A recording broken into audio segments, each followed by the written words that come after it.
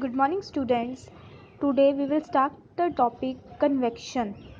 Students, last हमने पढ़ा था कंडक्शन के बारे में, जिसमें क्या होता है कि हीट जो है वो सॉलिड में जो ट्रांसफ़र होती है, ठीक है, वो कंडक्शन मेथड होता है. अब जब लिक्विड और गैसेस के बीच में जो हीट का ट्रांसफ़र होता है, that mode is known as the convection. So this is the mode of the transfer of the heat that take place in liquid and gases. When a liquid or a gas is heated, its particles near the source of the heat get heated and moved upward. क्या होता है, जब liquid और gas को हम heat करते हैं तो उसके जो पार्टिकल्स है, जो भी सोर्स ऑफ हीट है, जैसे हम फ्लेम के ऊपर उसको गर्म करते हैं लिक्विड को, तो जो फ्लेम के ऊपर के जो पार्टिकल्स हैं, ठीक है, वो हीट होके कहाँ मूव करते हैं, अपवर्ड मूव करते हैं, ठीक है. The space left by them is quickly filled by the colder particle. वो अपवर्ड मूव कर जाते हैं और उसकी स्पेस कौन ले लेता है, कोल्डर पार्टिकल्स, ठीक है, जो उसके आसपास सराउंडिंग में कोल्डर पार्टिकल्स होते हैं वो उसकी प्लेस ले लेते हैं. Now this particles gate heated and rise upward. फिर वो जो ठंडे वाले पार्टिकल्स होते हैं वो भी गर्म हो जाते हैं और वो कहाँ मूव कर जाते हैं, अपवर्ड. मतलब पार्टिकल्स गर्म होते हैं और वो कहाँ मूव करते हैं, अपवर्ड. फिर ठंडे पार्टिकल्स उसकी प्लेस लेते हैं, फिर वो गर्म होते हैं, फिर वो अपवर्ड मूव कर जाते हैं. तो इस तरीके से ये सर्कल जो है वो चलता रहता है. इस तरीके से देखो ये प्रोसेस कंटिन्यू रहता है and gradually more and more particles जो है लिक्विड के या फिर जो गैस है जिसको हम हीट करते हैं वो गर्म होते रहते हैं. ये जो प्रोसेस है कन्वेक्शन का, जो हीट जो है यहाँ पे ट्रांसफ़र हो रही है on to substance by the actual movement of the heated particles within the substance. इसमें क्या होता है कि जो पार्टिकल्स में हीट ट्रांसफ़र होती है वो उनकी एक्चुअल मूवमेंट की वजह से होता है. कंडक्शन में क्या होता था, सिर्फ वाइब्रेशंस होती थी, है ना, हीटेड पार्टिकल्स में, लेकिन इसमें जो है एक्चुअल मूवमेंट होती है पार्टिकल्स की. Okay, next is the movement of the particles due to the temperature difference between the part of the substance is called a convection current. अब ये जो पार्टिकल्स की मूवमेंट है, ठीक है, किसकी वजह से हुई, in temperature difference between the parts of the substance के पार्ट्स में टेम्परेचर डिफरेंस की वजह से जो है वो पार्टिकल्स मूव करते हैं, ठीक है ना. तो इन मूवमेंट ऑफ पार्टिकल्स को क्या बोला जाता है, कन्वेक्शन करंट, ठीक है. This is important. Convection current की डेफिनेशंस है, इसको आप लर्न कर लेना. Next is anything that can flow is called a fluid. कोई भी चीज़ जो फ्लो कर सकती है उसको हम क्या बोलते हैं, फ्लूइड. और सिंस गैसेज और लिक्विड दोनों ही फ्लो कर सकते हैं, इसलिए दोनों को ही क्या बोलते हैं हम, फ्लूइड्स, ठीक है. Now there is an activity. इस एक्टिविटी में स्टूडेंट्स क्या किया हुआ है, एक आपको फ्लैट, ये बॉटम फ्लास्क ली हुई है, ठीक है, और उसको 3/4 पानी के साथ भर दिया और इसको किस पे रखा है, एक ट्राइपॉड स्टैंड, एक ट्राइपॉड स्टैंड पे रखा है, उसके नीचे एक फ्लेम लगाया हुआ है ताकि हम इस वाटर को क्या करें, गर्म करें. फिर इसके बीच में आपने फ्यू मस्टर्ड लीव्स, सरसों के बीज डालने हैं या फिर आप चाय पत्ती के दाने भी डाल सकते हो, ठीक है. फिर जब ये गर्म होना स्टार्ट होगा तो आप इसकी मूवमेंट ऑब्जर्व करना. क्या होगा, यहाँ पे फ्लेम से पार्टिकल्स गर्म होंगे और क्या करेंगे, ऊपर को आएंगे, ठीक है, फिर ऊपर आएंगे, फिर ये नीचे डाउनवर्ड्स मूव करेंगे. तो ऐसे इस सर्कल जो है चलता जाएगा. तो ये जो पैटर्न है of the rise and the fall of the mustard seed या फिर टी लीव्स का, ठीक है, ये कन्वेक्शन करंट का ही पैटर्न होता है, ठीक है. Now convection current cannot take place in the solid because their particles are fixed in the respective place and not free to move within the substance. ये जो convection होती है ये सिर्फ liquid और gases में ही होती है, solids में नहीं हो पाती, क्योंकि solids में क्या होते हैं, particles बहुत ही tightly packed होते हैं, closely packed होते हैं, ठीक है. और आपको पता है कन्वेक्शन में एक्चुअल मूवमेंट होती है, तो वो टाइटली क्लोज होने के कारण जो है पार्टिकल्स मूव नहीं कर सकते, ठीक है. तो इसलिए सॉलिड्स के अंदर पॉसिबल नहीं होता, ठीक है, कन्वेक्शन का होना. Okay, now in the above activity you must have notice that the mustard seed at centre of the flask near the flame rose upward till the upper layer of the water then fall down.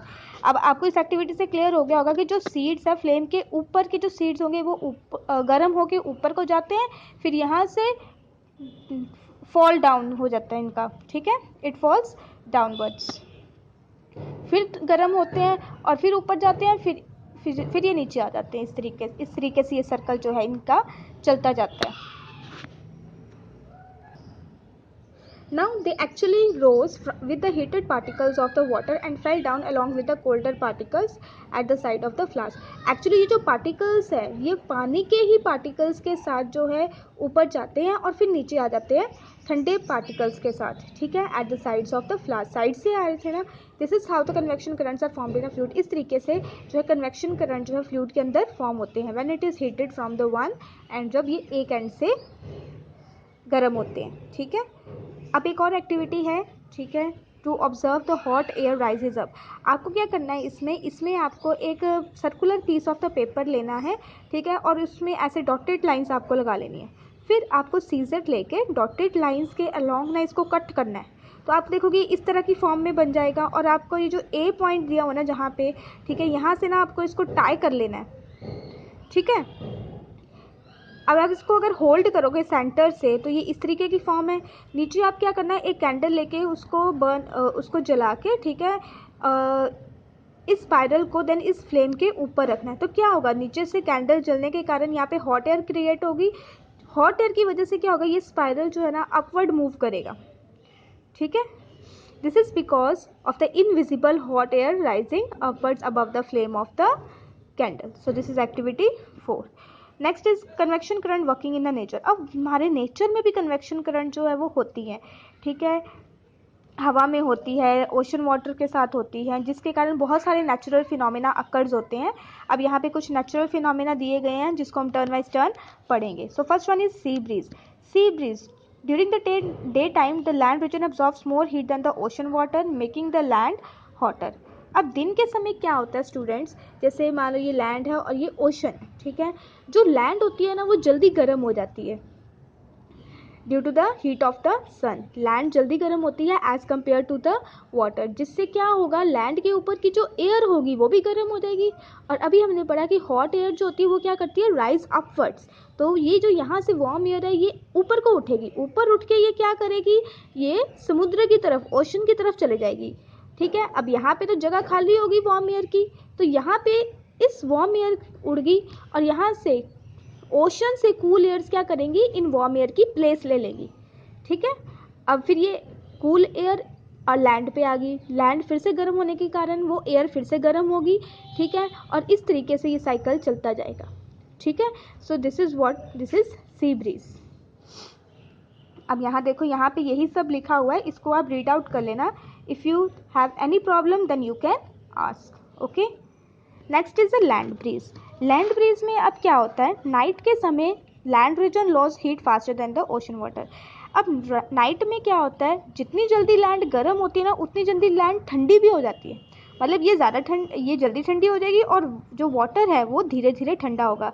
तो क्या होगा, अब यहाँ पे air जो है ना वो वार्म होगी। यहाँ पे एयर वार्म होने की वजह से ये हवा ऊपर उठेगी और ये कहाँ चले जाएगी, लैंड पे। और लैंड से जो ठंडी हवा है वो कहाँ चले जाएगी, ओशन से। और इस तरीके से ये जो है साइकिल चलता जाएगा। यहाँ से वार्म एयर उठेगी, ठीक है, वो यहाँ लैंड पे चले जाएगी, लैंड से ठंडी हवा वार्म एयर की प्लेस ले लेगी। तो इस तरीके से ये जो साइकिल चलता जाएगा इसको क्या बोलते हैं, लैंड ब्रीज, ठीक है। ये सारा इस पैराग्राफ में एक्सप्लेन्ड है, इसको आप रीड आउट कर लेना, ठीक है। It's all in the simple language, okay. Now earthquake. You know that the core of the earth is very hot, nearly 6000 degree Celsius. आपको पता है कि जो अर्थ के अंदर का जो टेम्परेचर है, अंदर पृथ्वी के अंदर जो है जो टेम्परेचर होता है वो 6000 डिग्री सेल्सियस होता है। अब कहते हैं अर्थ की क्रस्ट और कोर के बीच में क्या होते हैं, बहुत सारी रॉक्स हैं और भी सारे मटेरियल्स होते हैं जो किस स्टेट में एग्जिस्ट करते हैं, मोल्टन, पिघली हुई स्टेट में एग्जिस्ट करते हैं। मतलब क्या होता क्या है, अंदर पृथ्वी के अंदर जो है बहुत ज़्यादा हीट होने के कारण क्या होते हैं, वहाँ के अंदर जो रॉक्स होते हैं ना, ठीक है, वो मेल्ट हो जाते हैं, ठीक है। और वो मेल्ट हुए जो रॉक्स है ना उनको हम क्या बोलते हैं, magma. Because of the large temperature difference between the earth crust and the core, the huge convection currents are set in the magma. और बहुत ज़्यादा टेम्परेचर डिफरेंस होने की वजह से रॉक्स के बीच में, between the earth crust and the core के बीच में टेम्परेचर डिफरेंस है ना, तो उसकी वजह से वहाँ पे भी क्या सेट हो जाते हैं, ह्यूज कन्वेक्शन करंट्स जो हैं सेट हो जाते हैं मैग्मा के बीच में। मतलब मैग्मा में भी वो जो मैग्मा जो है, मतलब मेल्टेड रॉक्स है, वो क्या करती हैं, ऐसे उबाला खाती हैं, बार बार गर्म होके ऊपर जाती है, फिर नीचे आ जाती हैं, फिर नीचे से ऊपर उठती हैं, फिर नीचे आ जाती है। इस तरीके से कन्वेक्शन करंट जो हमारे अर्थ के अंदर भी जो है वो फॉर्म होते हैं। The movement of the molten magma due to the convection under the earth crust result in an immense pressure under the land masses, जिसकी वजह से क्या होता है, उस मोल्टन मैग्मा में कन्वेक्शन होने की वजह से अंदर इतना ज़्यादा प्रेशर हो जाता है लैंड मासेस के नीचे, ठीक है। और कभी कभी ये प्रेशर जब अनबियरेबल हो जाता है, मतलब जब बर्दाश्त से बाहर हो जाता है, तो जो लैंड मासेस है वो देखो इस तरीके से इनमें दरारें पड़ जाती हैं, जिसको हम क्या बोलते हैं, अर्थक्वेक, जिसकी वजह से क्या आते हैं, अर्थक्वेक आते हैं, ठीक है। यहाँ पे डैमेज दिखाया गया जो अर्थक्वेक की वजह से हुआ है। उसके बाद है ओशन करंट्स। ओशन करंट्स जो है, जो ओशन वाटर है, ठीक है, near the equator of the earth get heated by the sun directly. आपको पता है कि जो इक्वेटर पे सन की रेज है ना वो सीधी पड़ती हैं, ठीक है, और अर्थ की रेज सीधी पड़ने की वजह से क्या होती है, वहाँ के जो पानी है वो जल्दी गर्म होगा, ठीक है, एज कम्पेयर टू पोल्स पे, ठीक है। तो due to this temperature difference, अब ये जो डिफरेंस हो गया इक्वेटर और पोल्स पे, तो ओशन वाटर उसके बीच में भी क्या होगा, कन्वेक्शन करंट सेटअप होंगी, ठीक है। So due to the temperature difference the ocean water at the surface of the ocean moves from the equatorial region to the polar region. तो जो वाटर है वो कहाँ मूव करेगा, इक्वेटोरियल रीजन से पोलर, मतलब गर्म से ठंडे में जाता है ना, तो इक्वेटोरियल से पोलर रीजन में जाएगा, while below the surface, and the water in the ocean moves from the polar region to the equatorial region. और ठंडा जो कोल्ड वाटर है वो पोलर रीजन से कहाँ जाएगा, इक्वेटोरियल रीजन में। ये जो कन्वेक्शन करंट्स है ओशन वाटर में, इससे क्या बनते हैं, ओशन करंट्स। ओशन करंट्स जो होते हैं वो हेल्पफुल होते हैं ओशन का टेम्परेचर मेंटेन रखने में, ओके। यहाँ पे आपको फिगर में ओशन करंट दिखाए गए हैं, ठीक, ये ऐसे सर्कल चलता जाता है इनका।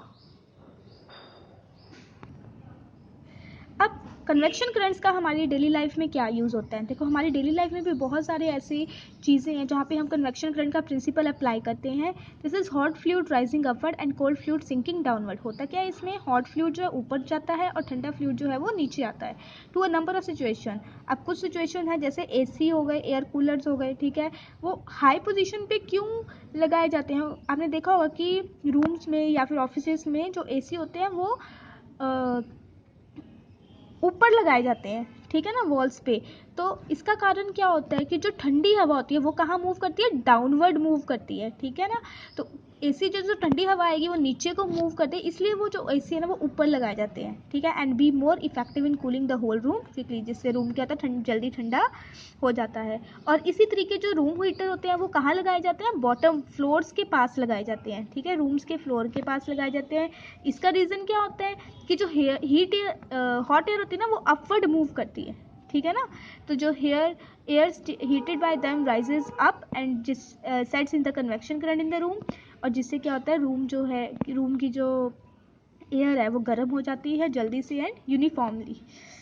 उसके बाद the freezers inside the refrigerator are surrounded by the cooling pipes and have the minimum temperature. आपने देखा होगा कि जो रेफ्रिजरेटर्स में फ्रीजर्स होते हैं, ठीक है, वो एक्चुअली किससे सराउंडेड होते हैं, कूलिंग पाइप से सराउंड की होते हैं, ठीक है, और उसमें बहुत कम टेम्परेचर होता है, तभी तो फ्रीज़र के अंदर जो है बर्फ़ जमती है, ठीक है, क्योंकि वहाँ का टेम्परेचर क्या होता है, बहुत कम होता है। ऑल्सो जो फ्रीज़र्स है वो हमेशा क्या होते हैं, रेफ्रिजरेटर के टॉप पे होते हैं, ठीक है ना।